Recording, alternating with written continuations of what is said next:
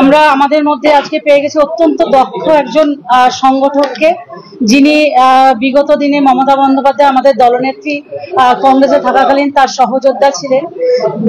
গত দুদিন আগে তিনি মমতা বন্দ্যোপাধ্যায়ের নেতৃত্বে কলকাতা তৃণমূল ভবনে যোগদান করেছেন এবং গতকাল তিনি আমাদের শিলিগুড়ি শহরে এসে উপস্থিত হয়েছেন।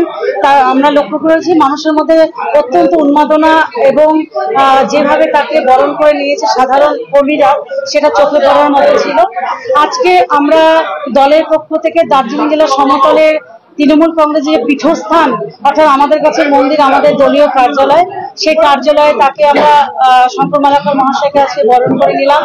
আমাদের মধ্যে উপস্থিত রয়েছেন আমাদের রাজ্য থেকে শুরু করে জেলা, ব্লক, অঞ্চল, ওয়ার্ডের কর্মীরা, আমাদের জেলা কমিটির মেম্বাররা রয়েছেন এবং আমরা সত্যি আজকে খুব ভালো লাগছে। আমরা চাইবো আগামী দিন তিনি আমাদের এই জেলাকে, আমাদের দলকে আরো এগিয়ে নিয়ে যাবেন, আমাদের দল আরো বেশি সমৃদ্ধ হবে তার হাত ধরে।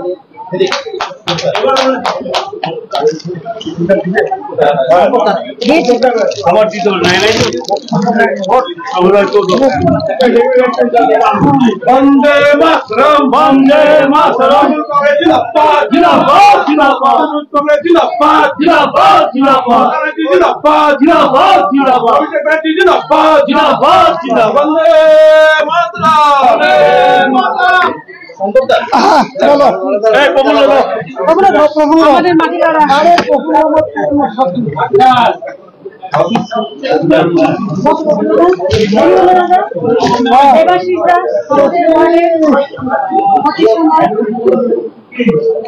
এবং সোশ্যাল মিডিয়া আরো কি আছে? হ্যাঁ বলো বলো বলো।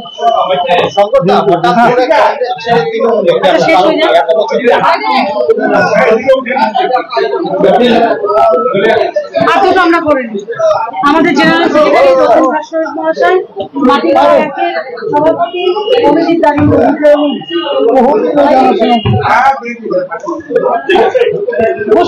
বসে বলবো না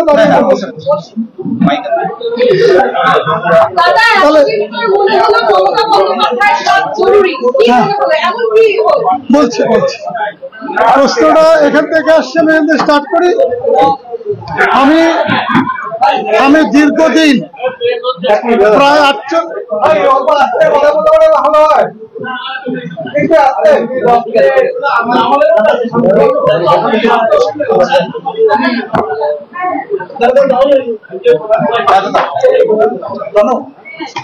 ঠিক আছে বলবো, গত 48 বছর আমি কংগ্রেসের সাথে যুক্ত ছিলাম। কংগ্রেসের অনেক উত্থান পতন লড়াইয়ের সঙ্গে ছিলাম, কিন্তু 2014 সাল থেকে আমার মনের মধ্যে একটা ভাবনা যে আমাদের যে শক্তি আছে এই শক্তি দিয়ে বিজেপির বিরুদ্ধে লড়াই করা যাবে কি না। আমি গত কয়েকদিন আগে তৃণমূল দল থেকে আমি অফার পাই, আমাকে তৃণমূলে যোগদানের জন্য আমন্ত্রণ জানান মমতা বন্দ্যোপাধ্যায় সহ আরো অনেকে। আমি সিদ্ধান্ত নিলাম কংগ্রেস ছাড়ার এর কারণে যে বিজেপি যেভাবে উত্তরবঙ্গকে গ্রাস করেছে, এই বিজেপিকে প্রতিরোধ করতে গেলে মমতা ব্যানার্জির নেতৃত্বে, অভিষেক ব্যানার্জির নেতৃত্বে যে কর্মযজ্ঞ, উন্নয়নের কর্মযজ্ঞ শুরু হয়েছে গোটা পশ্চিমবঙ্গ ধরে, আমাকে উন্নয়নের কর্মযজ্ঞে সামিল হওয়া দরকার। এ কারণে আমি 10 বছর বিধায়ক ছিলাম। 10 বছর বিধায়ক থেকে মানুষের যতটা প্রয়োজন পরিষেবা দেওয়া দরকার আমি পারি নাই। আমি মনে করেছি সরকারে এবং শাসক দলে থাকলে মানুষের পরিষেবা দেওয়া অনেক সহজ। এখানে অরুণ আছে, জেলা পরিষদের সভাধিপতি, এখানে রেশমা আছে, এখানে কাউন্সিলররা আছে, বড় কমিটির চেয়ারম্যানরা আছে। তারা একসময় বিরোধী দলে ছিলেন, তারা আজকে উপলব্ধি করতে পারছেন যে শাসক দলে থেকে, সরকারের থেকে কাজ করতে যে সুবিধা হয়, এই সুবিধাটা বিরোধী দলে থাকলে হয় না। তাই আমি মমতা ব্যানার্জির নেতৃত্বে উত্তরবঙ্গে বিজেপি যে নোংরা রাজনীতি খেলা শুরু করেছে, একদিকে গোর্খাল্যান্ডের লালসা, একদিকে উত্তরবঙ্গের আলাদা রাজ্য, কামতাপুর রাজ্য, গ্রেটার কুচবিহার, সহজ সরল মানুষগুলোকে যেভাবে বোকা বানিয়ে বারবার ভোটে জিতে আসছে, তাদের মুখোশ খুলে দিতে হবে যে এরা আসলে বিচ্ছিন্নতাবাদী, এরা মানুষের ভালো চায় না। তাই মমতা ব্যানার্জির নেতৃত্বে, অভিষেক ব্যানার্জির নেতৃত্বে যে কর্মযজ্ঞ শুরু হয়েছে তাতে আমি সামিল হব। सरकार आपने कहा कि काम करने के उद्देश्य से आप टीएमसी से जुड़े सरकार में रहकर काम कर पाएंगे, तो आपको नहीं लगता कि जो भाजपा आरोप लगाती रहे कि उनके जो विधायक है या उनके जो विधायक का फंड है वो सरकार काम करने के लिए दे नहीं रही, क्या करेंगे? समझे नहीं? 60 लाख रुपए जो विधायक फंड का फंड जो मिलता है भाजपा किसी भी एमएलए को हाँ। यूज नहीं कर पा रहे, सरकार उनको यूज नहीं करने दे पा रही, तो क्या करेंगे? क्या कहेंगे? जो 60 लाख रुपए से क्या डेवलप हो सकता? हम भी तो 10 साल विधायक था, हम बनाया जहाँ जहाँ से स्कूल को किया, बाउंड्री किया, श्मशान घाट किया, कुआ किया, स्कूल को फंड दिया। 60 लाख रुपए से क्या होता है? कि सरकार में रहने से आप 60 करोड़ खर्चा कर सकते हैं। उनका आरोप रहता है कि वो पैसा खर्च ही नहीं करने दिया। वो तो है ही है, वो कामयाब आदमी है नहीं, अयोग्य आदमी है। ये अयोग्य आदमी जैसे हमारा प्रदेश में बैठा है ऐसे इन लोग भी अयोग्य आदमी है। और एक सवाल था कि कांग्रेस में 48 साल रहने के बाद होगा विधायक नक्सलबाड़ी से, तो अब कितना चुनौतीपूर्ण मानते हैं फील्ड में काम करना? टीएमसी में ममता बनर्जी का नेतृत्व में कोई चुनौती नहीं है, हम लोग लड़के ले लेंगे। अगर आपको मौका मिलता है फिर से माटीगांव देगा तो जो नेत्री ठीक करेगा, नेत्री अगर देगा तो हम लड़ाई करेगा। अभी हमारा पर निर्देश है 3 सीट पे लड़ाई जारी रखना। हम कल से पपिया का नेतृत्व में हम 3 सीट पे लड़ाई के लिए उतर जाएंगे। हमारा पुराना नया साथी, हमारा एक्सपीरियंस जितना है इसको काम लगा करके हम काम शुरू कर देंगे। भाजपा को किसी भी हालत में हराना है, यही मेरा मकसद है। কলকাতায় গেলেন, দলের সুপ্রিমোর সঙ্গে কোনো কথা হয়েছে? তিনি কোনো অ্যাডভাইস দিয়েছেন? দেখো, ওনার সাথে আমার কি কথা হচ্ছে সেটা তো আমি প্রেসকে বলবো না। আমি এটুকু বলতে পারি, মমতা ব্যানার্জির নির্দেশে, আদর্শে, তার অনুপ্রেরণায় আমি এগিয়ে যাচ্ছি। আমার সাথে নেত্রীর কি কি কথা হয়েছে এটা তো আমি প্রেসকে বলবো না, এটা আমি আমার নেতৃত্বকে বলবো, আমার সহকর্মীদের বলবো।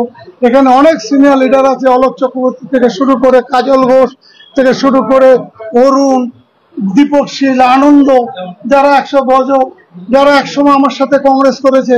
আমি মনে করি মমতা ব্যানার্জির নেতৃত্বে যে কর্মযজ্ঞ শুরু হয়েছে তাতে সামিল হয়ে আমি আরো ভালো কাজ করতে চাই। কিভাবে কাজটা শুরু করতে চান? দেখুন, সাংগঠনিক দক্ষতা বা সাংগঠনিক ক্ষমতা আমি অর্জন করেছি। আমি 48 বছর দলের নেতৃত্বে ছিলাম, 20 বছর জেলা কংগ্রেসের সভাপতি ছিলাম, 10 বছর যুব কংগ্রেসের সভাপতি ছিলাম, 10 বছর বিধায়ক ছিলাম, 5 বছর ওয়ার্কিং প্রেসিডেন্ট ছিলাম স্টেটের, 8 বছর উত্তরবঙ্গের অবজারভার ছিলাম। কাজে আমি আমার অভিজ্ঞতাকে কাজে লাগিয়ে সবার আগে আমি যাব আমার তৃণমূল বন্ধুদের কাছে। আগে যারা আসতে পারেনি, যাদের সাথে যোগাযোগ হয়নি, তাদের বাড়িতে যাব, তাদের সাথে আদান প্রদান করব। তারপরে আমার পুরনো সাথী যারা আছে, যারা আরো অনেকে শয়ে কর্মীরা দলে যোগদান করার জন্য আগ্রহ প্রকাশ করেছে, তাদের যোগদানের ব্যবস্থা করব। 47 বছর কংগ্রেসে থাকার পর আপনার একটা মুখ, যে মুখ দেখে কংগ্রেস আপনাকে অনুধাবন করে এগিয়ে গেছে সহশীল। এরপর কি মনে হচ্ছে আপনার বিরুদ্ধে আরো সংখ্যক মূল্যে জয়েন করতে চলেছে? প্রচুর দেখতে পাবেন, সময় আছে, সবে তো এলাম, একটু কয়েকটা দিন অপেক্ষা করুন। ভাঙন টাঙন আমি জানি না, আমার যারা হিতাকাঙ্ক্ষী, আমার যারা অনুগামী, তারা আমার সাথে আসবে। কালকে তো এয়ারপোর্টে আপনারা গেছেন কিনা জানি না, হাজারে সমর্থক, অনুগামী, তৃণমূলের বন্ধুরা কালকে বাগডোগরা এয়ারপোর্টে আমাকে সম্বর্ধনা দিবে। ঠিক আছে, একটা প্রশ্ন, যে সামনেই বিধানসভা নির্বাচন, শঙ্কর মালাকার দলে যোগদান করা মানে গোটা উত্তরবঙ্গে কংগ্রেস কমজোর হওয়া এবং বিশেষ করে মাটিগাড়া নকশালবাড়ি, এই বিষয়টাকে কিভাবে কাজে লাগাবে? একদমই, কারণ আমি বারে একটাই কথা বলেছি যে উনি দক্ষ সংগঠক, ধর্ম বর্ণ দল নির্বিশেষে মানুষ, যে কোনো দলের কর্মী, সাধারণ মানুষ তাকে ভালোবাসে। শঙ্কর মালাকার নামটাই যথেষ্ট। এই মানুষটাকে আমরা পেয়েছি। আমি মনে করি এটা শুধু আমরা দার্জিলিং জেলার সমতল নয়, সমগ্র উত্তরবঙ্গকে নাড়িয়ে দেবে। এবং অনেক মানুষ ইতিমধ্যে আমাদের সাথেও যোগাযোগ করেছেন, যারা আমাদের এই দলে যোগদান করতে চাইছেন। তিনি ঠিক বলেছেন, আগামী দিন ধাপে ধাপে আমরা সেই একেবারে ছোট, কখনো বড় যোগদান, কখনো ছোট ছোট, আমরা চাইবো একদম ছোট আকারে অঞ্চল ওয়ার্ড স্তরে যদি আমরা যোগদানগুলো করতে পারি, সেটা পরবর্তীতে আমরা দলগতভাবে চিন্তা ভাবনা করে সেটা আগামী দিন আমরা দেখি। ওকে, থ্যাংক ইউ। আমরা একটু আলোচনা করি।